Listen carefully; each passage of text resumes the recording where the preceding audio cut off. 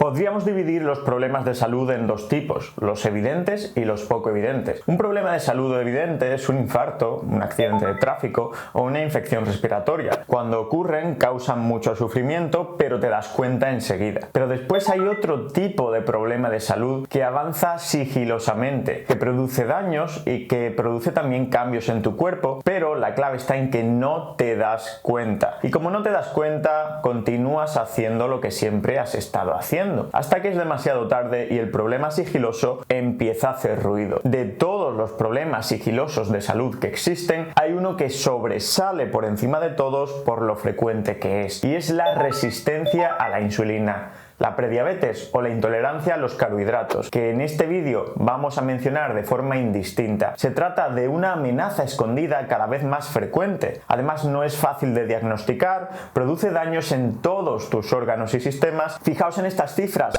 2 de cada 3 personas con prediabetes llegarán a tener diabetes. Esto es lo que nos dice la estadística. Las buenas noticias es que se puede solucionar, se puede revertir, se puede prevenir esa evolución a diabetes si generas suficientes cambios en tu estilo de vida. Pero para solucionar un problema, primero tienes que entenderlo, así que vamos a ello. ¿Qué es la resistencia a la insulina? ¿Cómo puede hacerse tu cuerpo o tus células resistentes a una hormona, que es la insulina en este caso? ¿Qué significa que tus células son resistentes a una sustancia? Porque todo el mundo habla de la resistencia a la insulina, pero ¿entendemos realmente qué es fisiológicamente la resistencia a la insulina? O fisiopatológicamente, mejor dicho. Para entender todo esto, primero tenemos que entender el funcionamiento normal del metabolismo de los hidratos de carbono. Los carbohidratos, como sabéis, son una de las principales fuentes de energía, ya que cuando los digieres se transforman en glucosa, que es como el carbohidrato más simple que te puedas encontrar. Esa glucosa se transforma en energía en tus células. Pues bien, la glucosa es una variable en tu organismo que, aunque se llama variable, tiene que mantenerse dentro de unos estrechos límites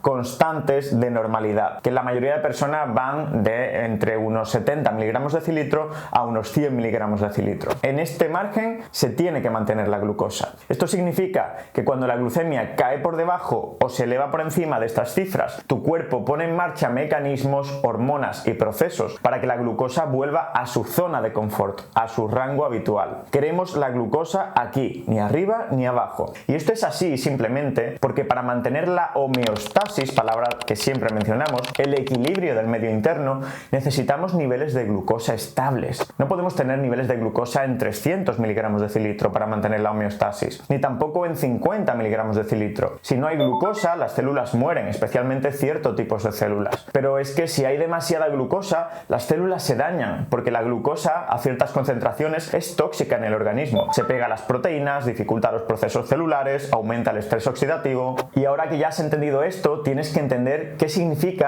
ser sensible y ser resistente a una hormona. Las hormonas no son otras cosas que mensajeros químicos, sustancias que se producen en un sitio, por ejemplo el cerebro, y envían un mensaje determinado a otra célula que puede estar cerca o puede estar lejos. Esos mensajes que mandan las hormonas son recogidos por las células de tu cuerpo. Las células son las receptoras de ese mensaje y responden haciendo lo que ese mensaje les dice. Si el mensaje es construye proteínas, la célula cuando lo recibe se pone a hacerlo de forma obediente, de forma dócil, al menos en condiciones de salud y normalidad. A esta última situación que acabamos de describir le llamaríamos sensibilidad a una hormona determinada, ser sensibles a una hormona determinada, es decir, que tus células responden de forma dócil y correcta al mensaje que la hormona quiere dar. Pero las células no son tontas y tienen mecanismos de regulación que funcionan en pos del bien común, que es tu supervivencia. ¿Qué ocurriría si una hormona se produce en exceso y está mandando continuamente una señal a la célula, martilleando la célula continuamente? Ocurriría que hay un desequilibrio del sistema, porque las células no pueden estar continuamente respondiendo solo a una señal determinada. Si el mensaje siempre es construye,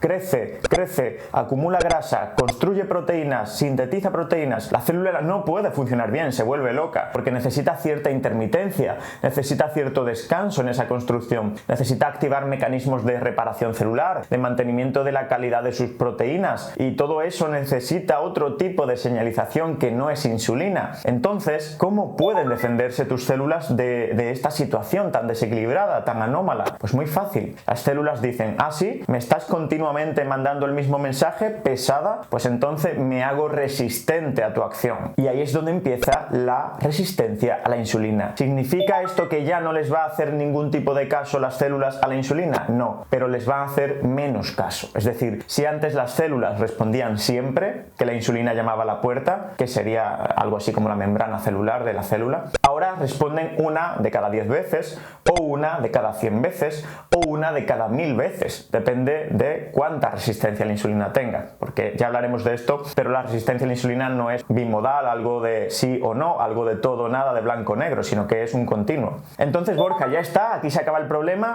tenemos resistencia a la insulina, las células se defienden así de esa cantidad elevada de insulina y ya está, solucionado. Pues para nada. Como recordaréis, no podemos tener ni altas concentraciones ni bajas de glucosa en sangre. Así que aunque tus células se estén defendiendo de esas altas concentraciones de insulina y se hagan resistentes a la misma, tu cuerpo tiene que hacer algo para evitar esas concentraciones altas de glucosa en sangre, que a su vez están causadas por nuestros hábitos y otros problemas que comentaremos también en el vídeo. Pero entonces, ¿qué es lo que hace tu cuerpo? Pues lo que hace tu cuerpo es responder produciendo más insulina en el páncreas. Es una solución poco elegante realmente y además basada en la fuerza, pero es la única solución que hay. Entonces es cuando aparece la llamada hiperinsulinemia, que no es otra cosa que elevadas concentraciones de insulina en sangre. Incluso en ayunas, incluso cuando llevamos varias horas sin comer. Y estas concentraciones de insulina al final lo que hacen es forzar a la célula a contestar, es una solución bruta como digo, y a introducir con embudo la glucosa dentro de la misma. Esto no es un proceso que dure días o semanas, es un proceso que dura años y que se puede detectar, aunque no es fácil como veremos. Pero ahora que lo entiendes, ahora que entiendes qué es, tienes que entender el por qué se desarrolla la resistencia a la insulina. Como casi siempre, no existe una única respuesta a la pregunta y son varios los factores implicados, pero todos o casi todos están relacionados con nuestro estilo de vida.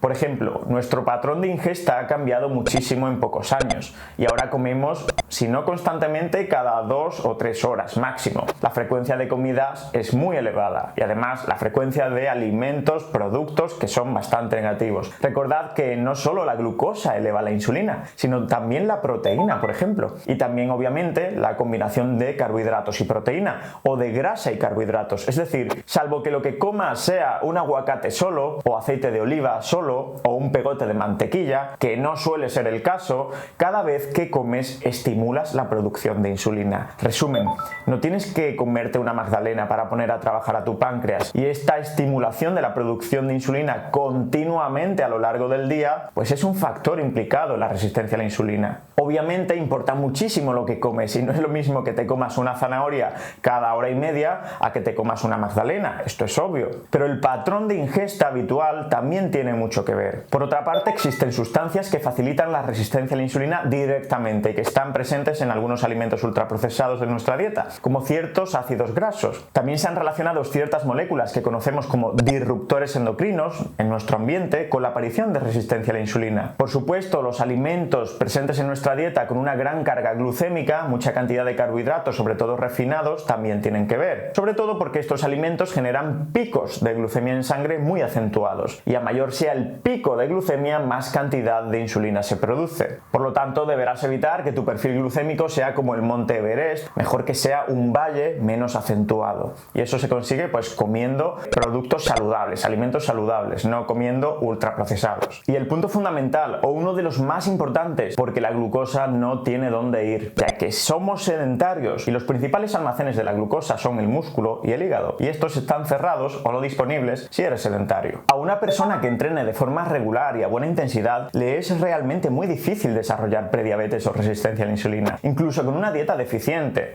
porque tus músculos se vacían de glucógeno con el ejercicio de forma periódica y dejan entrar nueva glucosa, por lo que la insulina no tiene que trabajar tan duro para sacar la glucosa de la sangre y meter meterla en las células. Y ahora ya entiendes por qué aparece la resistencia a la insulina. En el próximo vídeo veremos a qué enfermedades asocia, cuáles facilita y, muy importante, cómo podemos saber si tenemos o no tenemos resistencia a la insulina.